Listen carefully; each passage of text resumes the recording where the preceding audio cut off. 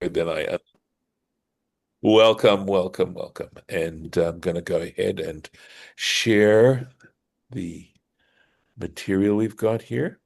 Hold on one second, and hopefully you'll see what we've got. Okay, we're going to say the bracha and then go back to a little bit from where we were yesterday. Baruch atah Adonai Eloheinu melech haolam asher kitshanu b'mitzvotav v'tzivanu la'asok b'divrei Torah. So Amen. I'm taking it back to Hor Hahar, which is where Aaron dies. And I'm going to be switching back and forth quite a bit here. This is absolutely the best map that I was able to find online, which details all the places, absolutely all of them. And here it is. This is it. Okay. And Here we go. So let's take a look. I can't enlarge it too much because then it starts to get pixelated. But you see Mount Hor right here, number 33. That's where Hor Hahar is. So you can see their journey this way that they're going here, and then Talmona. So we're going to see. You're going to see right now. Okay. Vayesu mehor hahar vayachanu b'Salmona, right? They encamped in Salmona. I'll just go back for a second. So there's Mount Hor, and there is Salmona right here. So I'm just want to make sure I've got this correct. Okay. Where's the one that they needed water and he Uh, struck the right? right. So let's go here. Um, Whether or not, let's see, 20, looking at the numbers here carefully, right? I'm trying to see where they might have been. I think it's all in this general area here where there Mm-hmm. was Kadesh Barnea, right? Mm-hmm. Which is number 32. So it could be that that's where this was happening. Oh, okay. Could be Death of Miriam here, right here. So it's here. Do you see here? If you can see my cursor, here's Yeah, the I Death of do. Miriam, right? Yeah, right. So that looks like it's right here at Kadesh. This looks like Kadesh Barnea is right here. Is that where Marion died? That's where Was that Miriam it? dies. Yes, yes, Oh, I believe so. okay. Yeah, right. The first month in the wilderness of sin is over here. Here that he has the quotation numbers 21 right here. Now died there, right? In Kadesh Barnea. Okay. Not too far away, right there. So I'm glad you asked, Harlan, because this map is very, very healthy. Excuse me, very, very helpful, helpful. Okay. Yeah. What can I say? Okay, v'yasumi tzalmona v'yachanu befunon. So they went from Salmona and they went to Funon. Now look at this. All this way down here. It was a long, long, That is a long yeah, way. My because they goodness. wanted to avoid here it tells us, okay, he mentions this. Okay. Here, down here, you can't, it's very hard to see. Then they set out from Mount Hor by way of the Red Sea to go round the land of Edom, and the people became uh, impatient because of the journey. Okay, so that's over here by way Uh, of the Red Sea. he didn't want to let them in. Why wouldn't he let them in? Well, they were threatened, I guess. That's what we'd have to say. Okay. Oh, Vayisumi Punon v'yachanu ba'ovot. So they journeyed from Punon and they went to Ovot here, right here. Okay, this is so helpful because the other maps did not have every one of these places. Vayisume Evot vayachumi havarim bigvul Moav. So they journeyed from Ovot. They encamped in the Havarim in the border of Moab. So let's let's take. see where that's at. Yeah, well, we're gonna see, right? Oh, there's Moab. I So can see yes, that. and there, see by the border of Moab, and there's Yeah. Havarim right here. Oh, All right. Vayisume Iyim v'yachanu b'Divon Gad. So they journeyed from Iyim and they went up to Divon Gad. where's that at? Up here, up here. So you can see how they had to Go to skirt Moab. Moab, right? and they Oh, wound up in Dibon Gad. yeah, there's a Rashi for the previous verse. Okay, okay. I'll take a look at it. Let me see what I can. Oh, good. This is good. All right. Hmm. Thanks. Thanks, Lauren. 1 second. Yeah, let's take a look. Okay. Um, okay, Iye Havarim. Right. We did this Rashi yesterday. The question is, what does Iye stand for, right? Yeah. And sometimes he tells us here, right? Lashon charavot v'galim. The word Iye it has the meaning of ruins and rubble. And then he gives examples from other places in the Bible, like Micah chapter 1, where it says le hasadeh, right? In other words, the rubble, I think, of the field. And even more clearly in Psalm 79, Samu et Yerushalayim le'iyim. They have turned Jerusalem into rubble, right? So let's keep going here. Okay.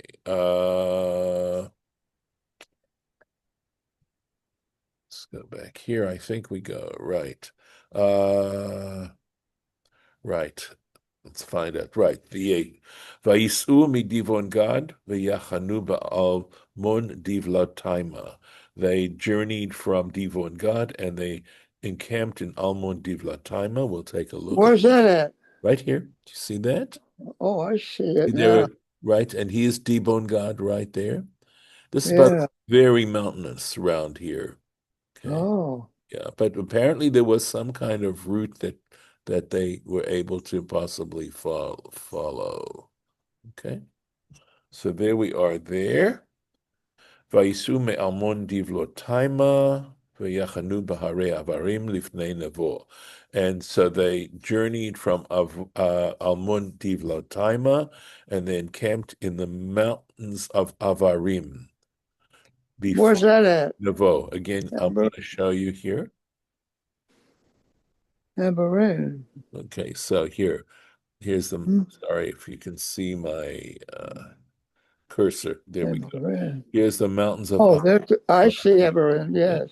Okay. Aha. Mountains of Amber. Avarim. Yeah. Right. And then it talks about the plains of Moab in Well, this what is that? The area. Dead Sea there? Is that? This is the Dead Sea right here. Yes, it Oh, is the Dead okay. Sea right there.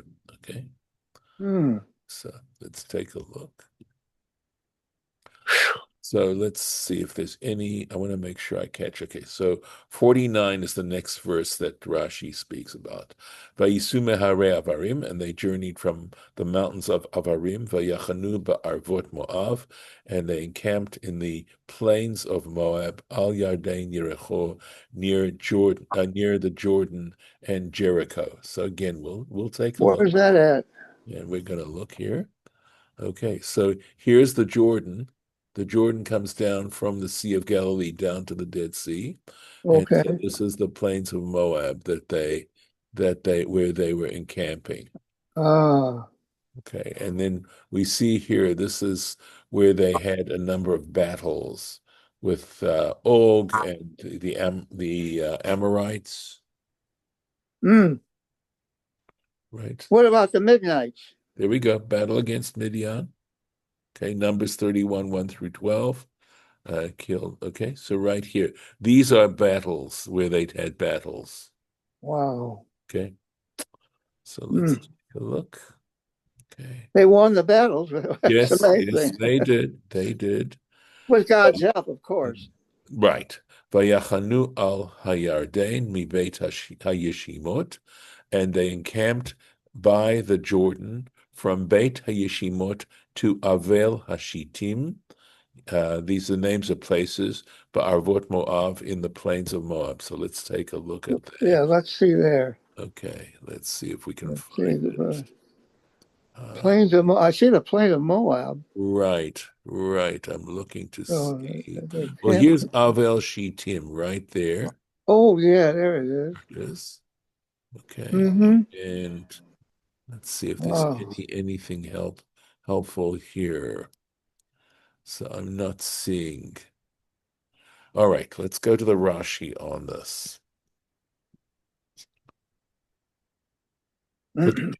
Beit HaYeshimot ad Avel Hashitim, from Beit HaYeshimot to Avel Hashitim, and in Tractate Eruvin, page 55b, Kan limedcha, here it teaches you, it informs you, Shiur Machane Yisrael, that the extent of the camp of Israel was Yud Bet Mail, was 12 miles.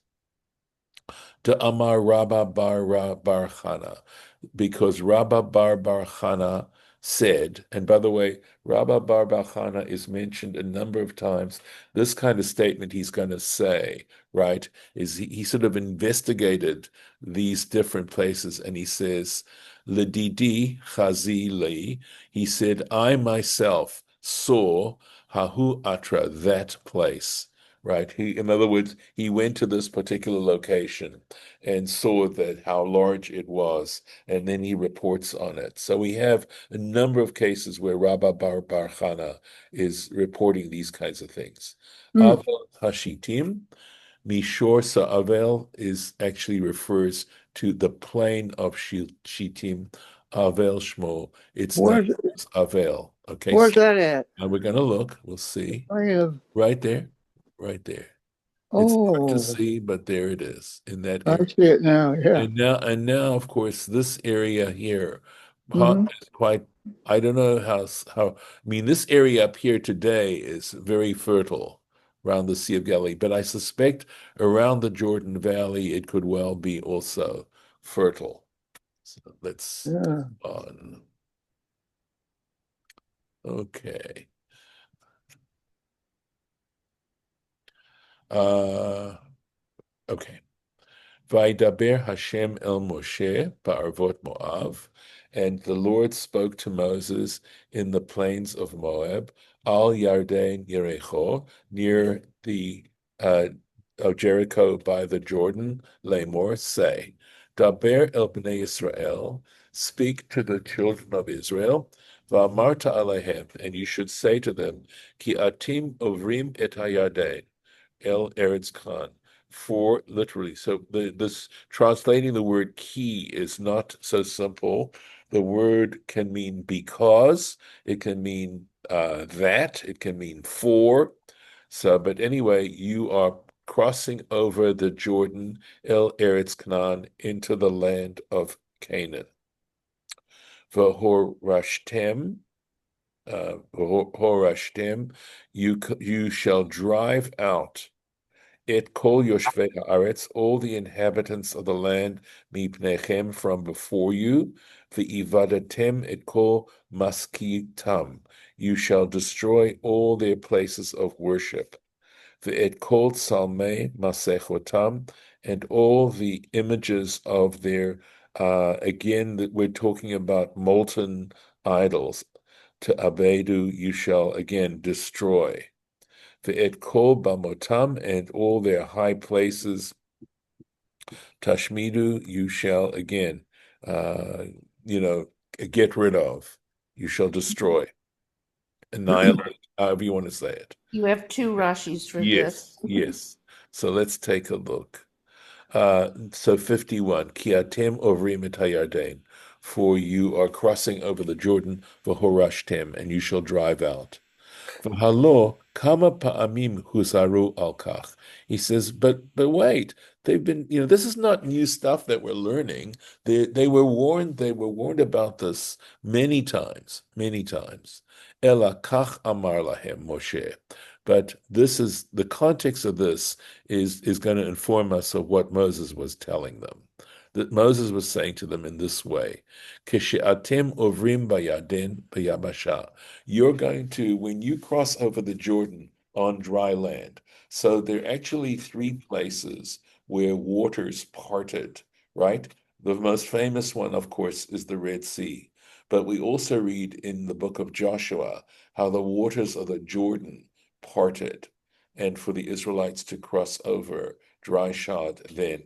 And the third time is when God takes Elijah and Elisha for Elijah's departure from this world in that chariot of fire, and the two of them cross over the Jordan on dry land. That's the third time, right?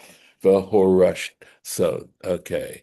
So, let's see. Okay. B'yarden b'yabsha almanat kain ta'avru. For this particular, in other words, the reason you're going across on dry land is for this particular reason. In other words, in order to destroy and wipe out any traces of idolatry. V'im lav, but if not, if you're not going to do that, ma'im ba'in, water is going to come, v'shotfim etchem, and it's going to drown you. It's going to wash over you, right? Pour over you. V'chein matzinu, and so we find, she'amar lahem Yehoshua, that Joshua said this to them, be'odam be'yarden, while they were still in the middle of the Jordan, in the process of crossing over the Jordan. Joshua warned them about this. So again, these are challenging passages, right? If we're going to take them literally. On the other hand, if we're going to try and find a metaphoric meaning to them, when it talks about wiping out and annihilating, it really means not engaging in these kinds of things. And to realize that when you wind up engaging in these sorts of things, what happens is you become addicted to these things. And when you become addicted, you become enslaved to them, and they basically, well, destroy you as human beings. And I think, I'd rather look at it that play in that way rather than always in a way of destroying other human beings, but recognizing that there are ways in which you destroy things, but do it in a positive way. And I'm sure I have told you that story a number of times already about this happened during the days when the Jewish people were living in Spain and they had very, very high positions. And there was a major leader who was in the court of Spain, I believe. His name was Chastai ibn Shaprut. And there's a story about him, how once he was walking around with the king of Spain, and this one person came out and cursed Chasta ibn Shaprut, and the king gave him permission to rip out his tongue. Quite Mm. he meant it literally. And Chasta ibn Shaprut went and investigated why this person was so upset, and he found out that he had been impoverished in some way or another. I don't remember exactly how. And this person held Chasta ibn Shaprut responsible for that happening. And so he made sure that this person was taken care of. He provided welfare for that individual, and he made sure that the man was taken care of and his family was taken care of.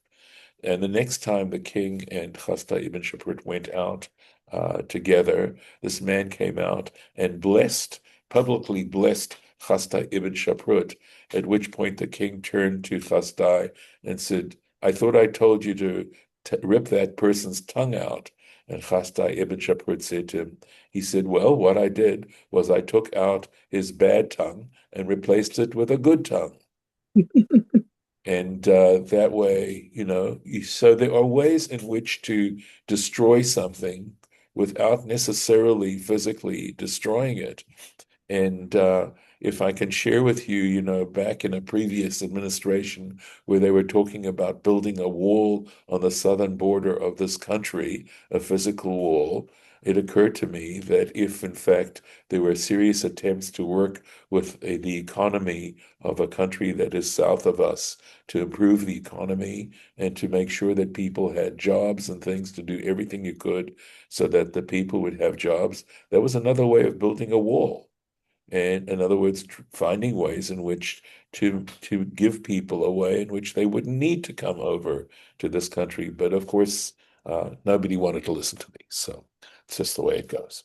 At any rate, it occurred. So that's kind of the way in which I try to look at these particular things. Going on, let's make sure we're okay. Right. So we've got verse 52 here. V'horashtem, right? So he says v'geirashtem. It literally means you should chase out. He's giving you an easier translation. So to drive out. Maskitam, right? So here we go. Ketargumo, he says, if we look at the Aramaic translation, right? Vein sigdat in. Let's take a look at, here we go. Sigdaton. Beit sigdaton. So the word lisaged has to do with bowing down, with prostration. And in fact, it is related to the Arabic word for mosque, which is masjid, right? Or masjid in Arabic. And because when Muslims pray, they do a lot of prostration. So the word mosque actually is a reference to the prostrations that Muslims perform when they're there. And here we have this Aramaic equivalent, right, in the word masjid or skidaton. So he says, so mashkitam, right? Or yeah, mashkitam, right? Is targumo beit skidaton al shem, and the reason is shayu misachachim et hakarka, and that's the reason why it's called mashkitam, is they used to cover the ground beritzpat avanim with a floor made out of stone, in other words, mosaic sometimes, shel shayish, of marble, lahishtachavot alehem, in order to prostrate upon them, bipishut yadayim v'raglayim, spreading out their hands and their feet, kidichtiv, as it says in Leviticus 26, ve'even maskit lo titnu ba'artzachem, you shall not put this kind of stones in your land, lihishtachavot aleha, in order to prostrate yourselves upon it. And then we also had masechotam, ketargumo, again referencing the Aramaic translation, onkelos, metachtahon. So matechet means molten, molten. In other words, molten metal. So we're talking about idols made out of metal. Going on, okay. V'horashtem et haaretz. Again, we had this word v'horashtem, right? You shall drive out et haaretz, v'yishavtem ba. In other words, you should clear out the land and dwell there. Ki lachem natati et haaretz, because I have given the land to you, lareshet otah, to inherit, as an inheritance. Let's take a look at this. V'horashtem et haaretz, right? V'horashtem otah, right? You shall take over it there, take over it, right? Take it over. Yoshveh, from its inhabitants, by driving them out, obviously, right? But az vishavtem ba, and then you will be able to inhabit it. You'll be able to dwell in it. Tochlu lihitkayem ba, you would be able to, lihitkayem means to exist there. In other words, that is to live there for a long time, to be established. There we go. That's the word. You will be able to be established within it. Ve'im lav, however, if you don't, lo tuchlu lihitkayem ba, you will not be able to be established in it. So you can see from these particular kinds of verses, if religious people want to interpret these things in a very literal kind of way, they can feel justified in behaving the way they do. And it's tragic. As I've talked about this before, that I feel that the Torah tests our hearts in various kinds of ways, and that if in fact we don't try to understand it in a way that's destructive, etc. There are ways in which it can actually be a Torah of life. And I'm not saying that there are never circumstances where, unfortunately, you have to battle in a way that's That's a serious, serious battle that involves destruction, actual destruction.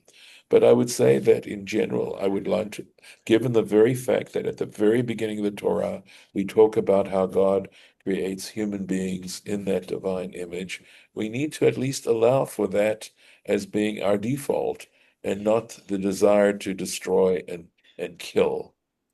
So But people do have a desire to destroy I and know they kill. do. I And I know. want to be explicit about that passage because if you take it literally, and Yes. it's kind of hard not to, Yes. any kind of ethnic cleansing really has Mm, genocidal effects because people don't just pick absolutely. up and go because you want them to when they've been living there for centuries or, But again, that story that I told you about Chasta ibn Shaprut, right?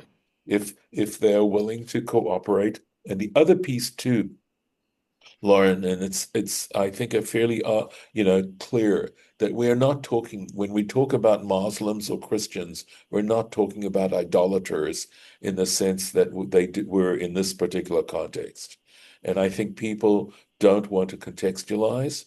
And the truth is, of course, that Muslims are very strong about their belief in one God and one divine creator. They also have a very strong belief in the idea in their particular way of performing mitzvot. They do have the notion of divine law, and certainly within Christianity, there is a strong sense of a connection to the divine. There's not so much an issue of divine law in the way that Muslims do, but nevertheless, I know that's because they would speak to begin with on the idea of faith, but on the other hand, as the Catholic Church developed, they also recognized the fact that behavior, how one behaved was very significant in terms of, how one presented oneself to the divine. So to treat people like this, and not only that, there are other religions too that are not necessarily Abrahamic, but nevertheless are based on moral behavior. The Torah also is very clear about the level of immorality that was going on amongst these people, and we just don't have that justification. There's no way to justify it. So let's keep going a little bit. Just a Actually, second about please, when we actually, talk stop about here. immorality, Yes. are we talking about more than, I don't know, using sexual things like Pinchas destroyed So, yes. as the way of showing that immorality? Because it's when I think about how when people publicly talked about morality, it was very often just sexual behavior. So that is not the case here. Sexual behavior is included. Um, here's the thing. Okay, we obviously have appetites. We have to have appetites. And sex is an appetite. And we confuse sex, which involves lust, and love. Love is not the same as lust. Lust can lead to love. It can, not necessarily. It can also lead simply to self-gratification. But to answer your question more directly, Judith, no, it involves cheating. It involves the robbing the poor, wealthy people or people in power abusing people who are not. That if you read the prophetic material, you see that by and large, even though the prophets do include issues of a father and a son going to the same woman, okay, they talk about that. Nevertheless, most of it has to do with social injustice. That's a terribly important issue. And so it's inclusive. And the distinction so it has to do essentially with the actual act of sex, okay, where essentially by and large, our religion wants us to learn how to control our appetites, which is the reason for kashrut. So there are other ways in which our religion tries to help us understand that if we allow our appetites to control us, we are going to self-destroy. But on the other hand, for a bunch of reasons, but on the other hand, if we learn how to control our appetites, we will be able to thrive. So when it comes to eating, we have ways in which to discipline ourselves. And if I were to, you know, deconstruct this a little further, it is all based on a position that has a relationship to a divine creator and a sense of deep appreciation to that creator for the very fact that we are alive and for the kind of world in which we live. It is almost, well, I'd say it is actually impossible actually to describe the degree to which we have a sense of gratitude to our creator. And then love now becomes a way in which you express that gratitude. It's one thing to say thank you, and it's another thing to try and mold your life in such a way that that your whole life is an expression of appreciation and thankfulness. And keeping commandments, keeping the very idea of fulfilling mitzvot, of being given mitzvot, are actually it's a privilege to be, as it were, because God is telling us how we can go about expressing appreciation and using our lives as an expression of appreciation. And the truth is, I mean, this is so well established, and it's based on really very important issues that allow us actually to enjoy life and to be blessed and to have find joy and happiness and health. I would agree, I would add to this. So it all sort of fits together in that way. I will add one more fact. So I don't believe that the Torah forbids people of the same gender loving one another. In other words, if people are in love of the same gender, that is one thing. But actually physically engaging in copulation is something that needs to be disciplined. That is the act that the Torah does not want us to do, primarily because our ability to perform sexual acts is for the purpose of procreation. It's a gift in which to express a miracle, to create a miracle, and to create life, and not simply to focus on self-satisfaction. But to slightly change the subject, but kind of going back to the text, Yes. it seems like the nationhood of Israel, as opposed to the religion of Judaism, Mhm. attached to a specific place that Jews claim is God given, is a problem that leads to a lot of excessive violence on many sides, including our side. Yes. And, that's kind of a thing that's built in that I'm not very happy about. So I don't think it is built in. And the very fact, okay, we got several factors involved here. One is that the peoples who are living around there are actually descendants of the 10 northern tribes. And Ezekiel, so example, there are examples, especially it seems to me in Ezekiel, where he talks about a time when the north and southern tribes will be reunited. So it depends on how you want to look at your sources, Lauren, and where your heart is on that. Okay? Well, I mean, but the Bible stresses over and over again the land Yes. and, Well, the land belongs to them too. nationhood. Yeah, the land belonged to the 10 northern tribes as well. But the point is our title to that land. And we were reading it today with that statement about crossing the Jordan, right? Is to live lives of devotion and appreciation and kindness and compassion and the kinds of values that the Torah, I believe, wants us to live by. And if we don't do that, we will no longer have title to the land. And I would add one thing that I haven't said right now, that part of this whole discipline is the idea of bringing the divine presence into the world.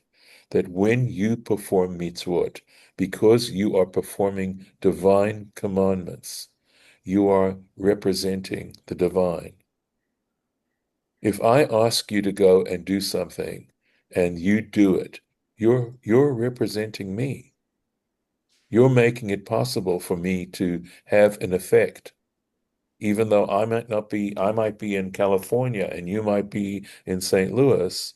But if I ask you to do something in St. Louis and you do it for me, it's as if I'm in St. Louis. But some people, both government and citizens, Mhm. are um, doing, ethnic cleansing and removing Yes, olive orchards and trees right, and doing all kinds of things that they right. feel are part of the Justified. mitzvah of, I know.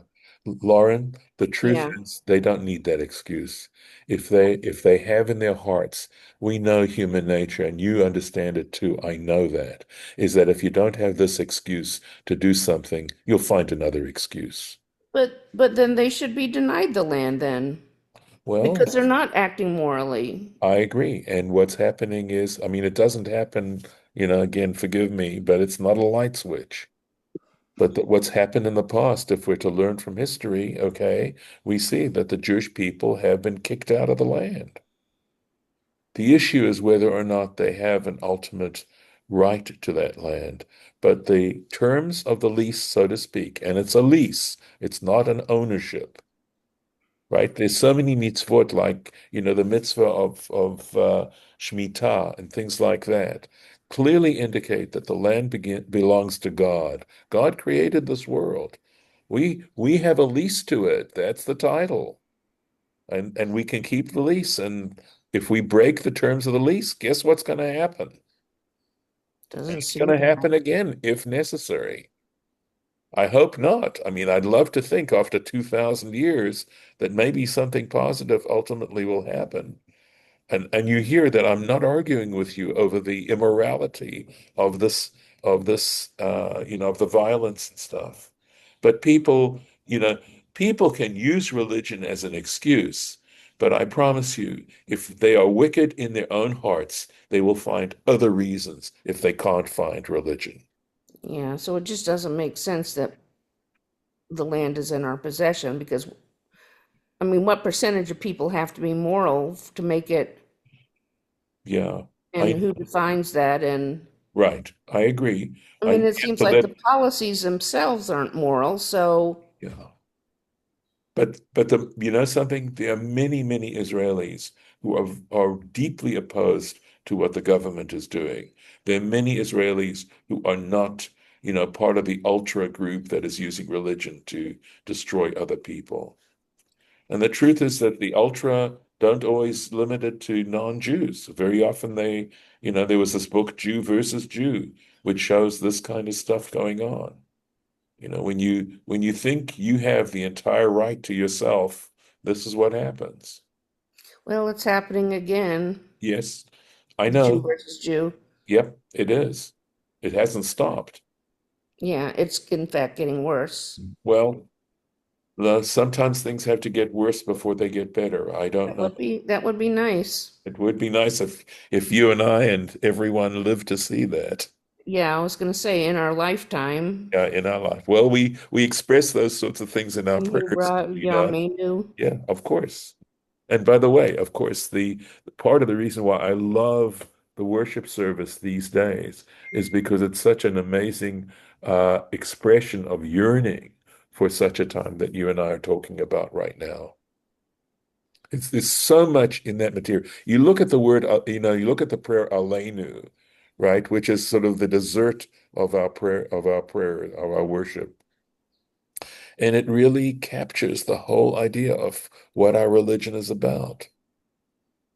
that when people accept the sovereignty of God, they will realize we're all created together in order to use our lives to help bring God's presence into the world. Every act of kindness, every But I act. mean, even you say that part of what holiness means in Judaism is related to separating ourselves. And I understand you mean that in a good way, Yes, I do.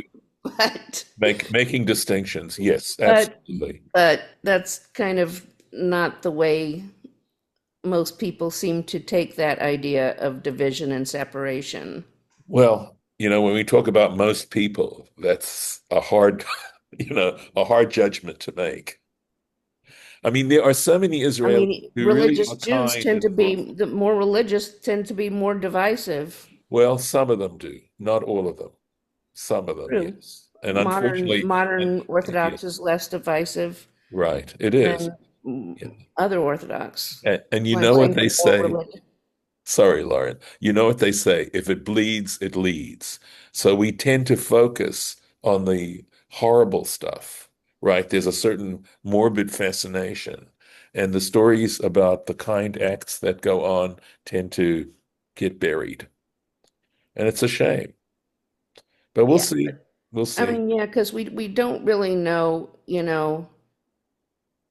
I do think probably most people are good, but the reason we focus on the other things is not just because they're publicized, it's because they're make us feel horror stricken. Yes. And, It's entertainment, yeah, no, not at sadly. all. Yeah. Okay. Well, It's thank the you. appetite for destruction. Yes, it is. Yes, it is. We definitely have, and that's again why we Thanos. need a Torah, right? If we did all these things naturally, we wouldn't need a Torah. But for Jewish people, but there are lots of Torahs that are, there's a Torah for the Muslims, and there's a Torah for Christians, and there's a Torah for Buddhists, etc. I mean, they have wonderful Torah. As I like to say, this was the invitation I got, and I accepted the invitation.